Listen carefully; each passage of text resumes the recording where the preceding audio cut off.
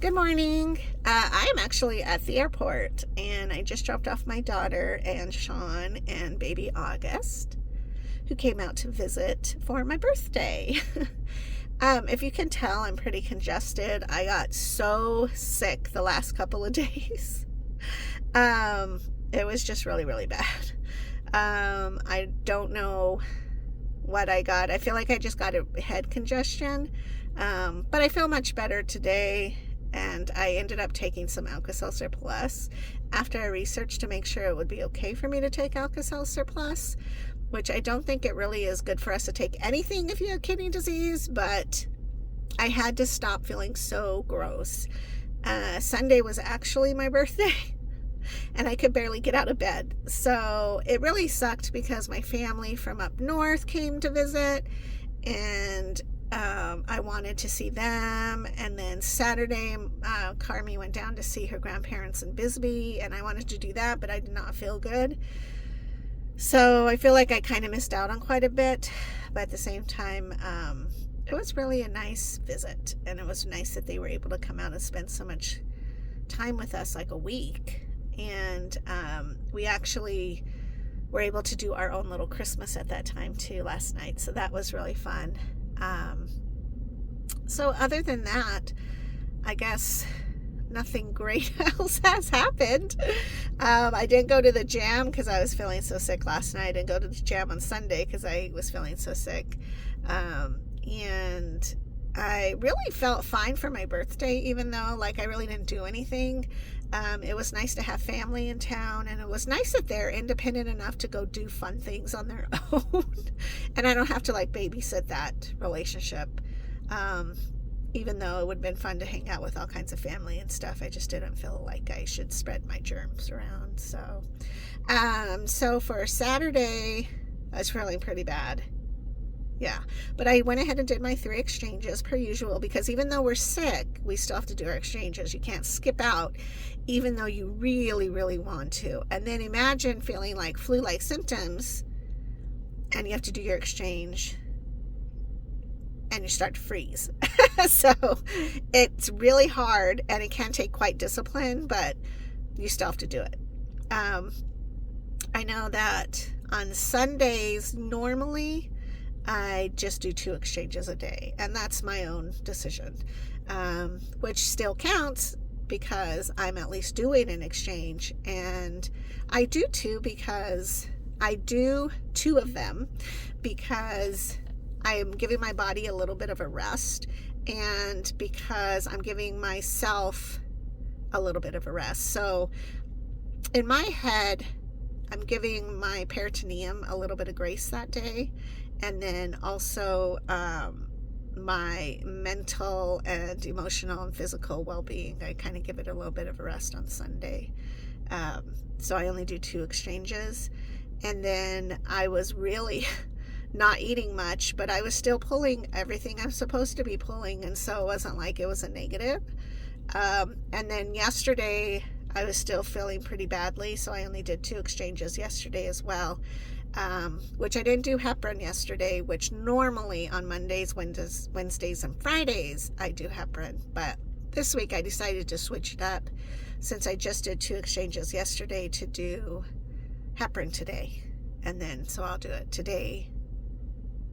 Well, that Thursday and Saturday is when I'll do the heparin. And we go right back into schedule now, because now that Christmas break is over, school's back in session, Carmi, Sean, and Gus went back home, then everything else kind of gets back into the rhythm of how it's supposed to be.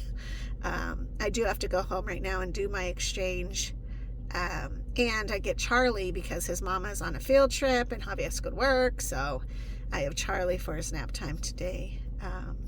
It has been pretty chilly here the last couple of days, and so that also doesn't help when you have to do your exchanges. You're not feeling well, but again, you just have to find like what that is inside of you that makes you do what you need to do, because you still have to do the exchanges. You still have to do things.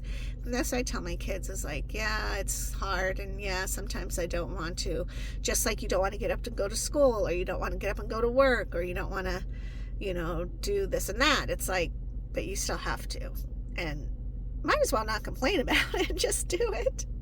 So, but today, again, I feel much better, thankfully. And I'm going to go ahead and head home. And today is Tuesday, which means that all I can do is relax today, which will be really, really nice. It's funny to have a little toddler around like so much. Although I do have to say that my daughter and Sean really adapted August to anything and everything. Like, August doesn't know a stranger. He is so warm and open. He's excited for adventure and seeing something. He wants to go all the time. And it's just amazing. Like, he is 2 months older than Charlie, so there's that difference. But even his developmental, at least for August, is he loves nuts and bolts. There's nothing, he's way past that age where he wants to put stuff in his mouth. Like, Charlie still is exploring and he'll want to put stuff in his mouth, even his toys, but Gus doesn't want to do that. So I got out my Mancala game, and Mancala is where you take rocks or pebbles or stones or little gems and you put them into little cups. So it's like a wood board, and you pick them up and you put them in and drop them into these little cup things. And he was totally into it. Now, I can't do that with Charlie yet because Charlie will want to taste and eat the rocks, but Gus isn't that mindset, and so that's really cool to see just the differences between the two. And Carmi got Charlie this really cool train where all the pieces come apart and can stack. And so last night when Charlie was playing with it, he was stacking the toys and really investigating them. He did taste them, but it was very cool to see him like really explore that. And I realized that I really need to start taking him to more places like toddler groups or just different interactions. Like Donnie and I take him to Costco, and we take him to the grocery store, and we take him different places so he can see stuff and be around other people, but he doesn't really interact with kids his age. And so with Gus, he was towards the end, he was kind of warming up, but I can tell that he feels overstimulated quickly and he feels overwhelmed quickly, which is just a different kind of like a different, it's such a different behavior than from August, that I want Charlie to be able to also be able to feel like he can explore and have adventures and he's okay. That's the bigger thing, I guess, to make sure that he understands that he's okay. If we meet new people, everything's fine, and but he does take a moment to warm up to people. And then there's some days where he's like perfectly fine with everything. So I don't know. It was fun. And what a blessing to have both little babies together so much for a week. And to find so many things that they both get into, like my cupboards, the drawers, the toys, of course. But then like August always wants to feed Smokey. Charlie wants to play in Smokey's water. I have to watch both of them now because they both have figured out how to open the trash can. But they're both very well behaved, which is amazing. And I told Carmi if they ever moved back to Tucson, I would have to treat it like they were twins. Because they are 2 months apart, it's like I have the little high chair that Charlie uses to eat off of, Gus really liked. And so it was like having them take turns to use it when we ate. Although Gus isn't very sloppy. And he's very conscious of eating. And so you can give him a little bowl full of food and he'll sit there and he'll eat it.